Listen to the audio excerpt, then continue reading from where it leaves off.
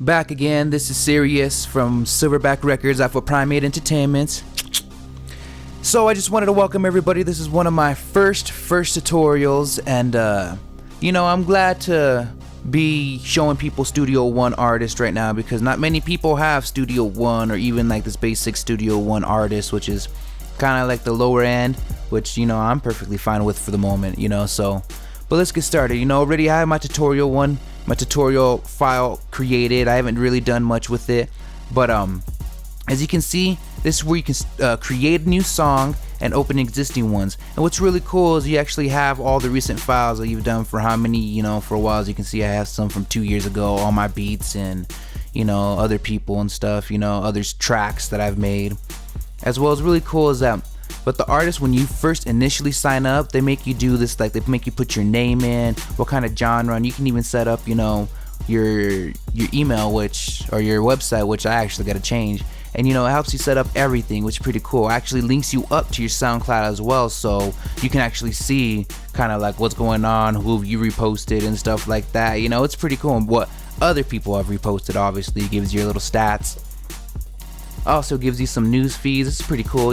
Gives you little demos and tutorials, little things that people wouldn't find, just on regular websites. This is just, I guess I'm basically guessing just personally for Studio One artists. Pretty cool. Introducing my tie, pretty cool. Getting you used to everything and how everything works, it gives you a tutorial, which is pretty cool. That's what I think is legit about, Personas and Studio One. They actually give you tutorials. Not many things do that, But let's get started. Let's get into the tutorial. So I just have a couple, this is just a little loop that I put from the random side, but just start everything off. This is, of course, the whole, basic setup right here. You have your, that I can drag and zoom. I guess I couldn't. You have your tempo right here, which of course you can adjust, and as you can tell, it's gonna get faster and slower, whatever, Or if I wanna speed it up a bit, let's set it back to like that 140.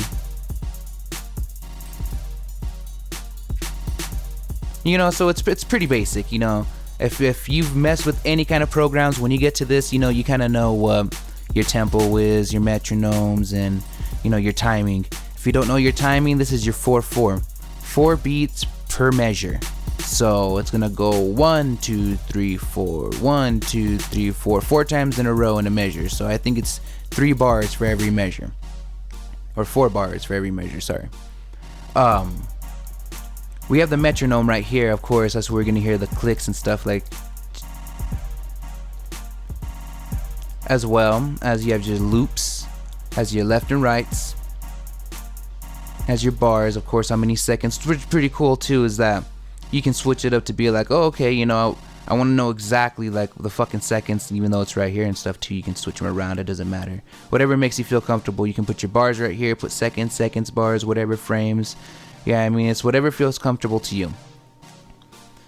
So before I get more into detail, this right here helps you add tracks, so if you're trying to add like a vocal that I'm trying to do right now, or just trying to add a simple loop and stuff like that, it's all right here.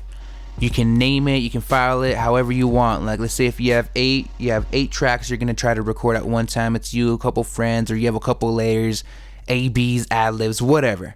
You're able to do that, click, and then compact it into a folder. That's pretty cool. Not many people know that there's folders you can do. So look at that, 1, 2, 3, 4, 5, 6, 7, and it all belongs to this one little thing. This is a cool little trick I just had to throw out there right away. You have your pointer tool right here.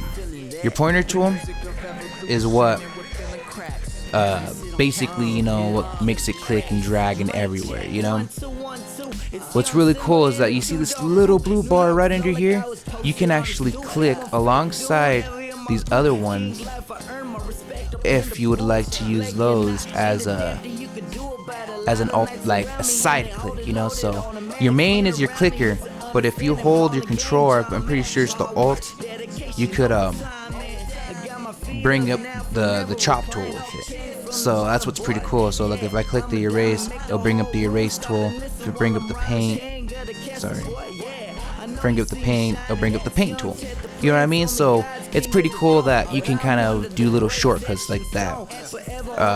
I'm working with a Mac, not a Mac, a PC keyboard, so my button to control that would be the little Windows key, but I'm pretty sure for the Mac it's either Alt or Control or Command. I would say it's probably Command. I think that's the Mac's option. But anyway, sorry.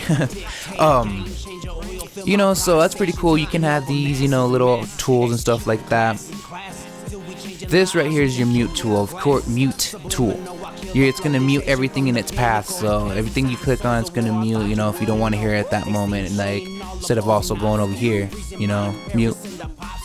You know, you can do that too. It doesn't really matter.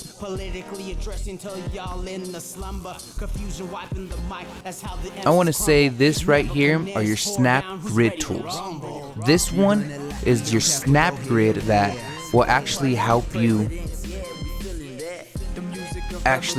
put it into place with every spot, like how it counts with that bar in the middle, you know, goes with every, you know, bar and measure that you go across in every frame.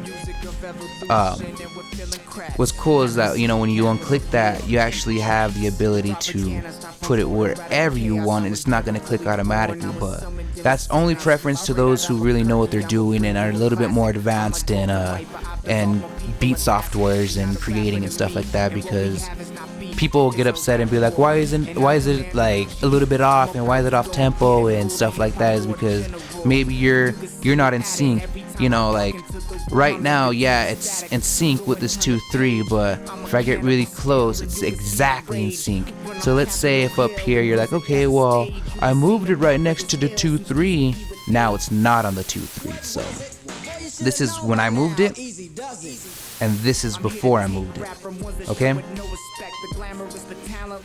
So, you know, like if you're not precise kind of where you place it, it'll sound doubled or, you know, mixed up or echoed. I don't really know, too much reverbed or whatever, you know what I mean? And you're like, oh, how come it's reverbed and there's too much reverb? Maybe it's because your lines it's not matched up exactly the way it's supposed to be. So just watch out for that. You know, you can always zoom in really close to like the most milliseconds you can, and as you're moving it, it'll show it right here on the side. The 2.01.02 is like the most, getting to the most milliseconds, and I think the nanoseconds of the whole song, you know. So as you can tell, it won't move as I'm moving it, but you know, if I were to come over here next to a wave, I could actually move it and see it moving, but it doesn't really. Oh, hold on, let me get closer.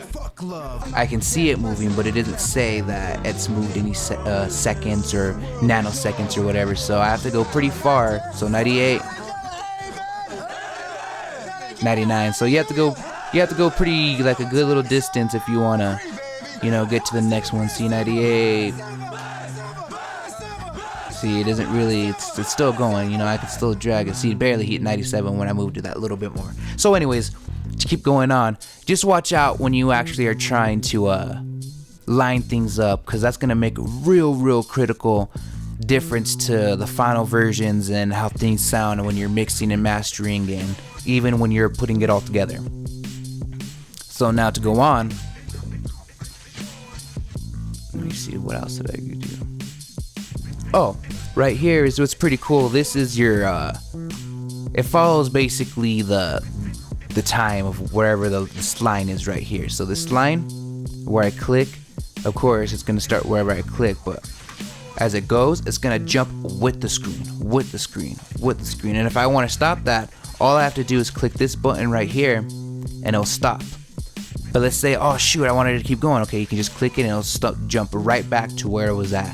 You know, you can stop it at this, wait a couple seconds, push it again. Oh look, it's back at 1304 or 14.2, you know. So that's what's pretty cool. All these little things are accessible to, you know, all the, hold on, let me turn off this metronome.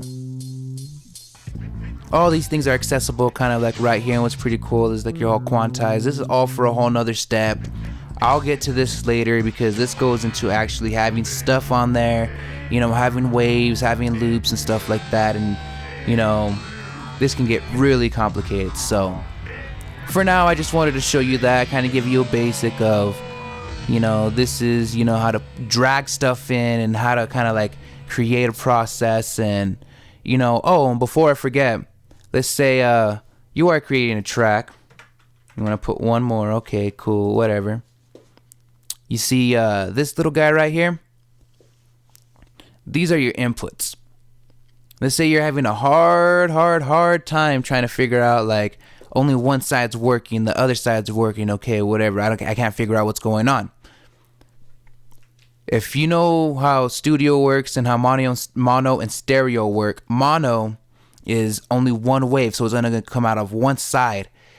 But what's really cool is with this mono, you could actually put it and you can hear it from both sides, so it's going to make it more equalized on both sides. Because what stereo does is kind of put you know, equal out the vocals on one side and equal out the vocals on the other, and it makes sure that there's two channels or maybe two mics for both vocals. If you're having two people, one person's there and the other person's there, or, you know what I mean? Like, that's kind of how I believe it sets up. Again, I'm still learning a lot, but this is for more of my basic needs and tricks and how I've learned all my stuff.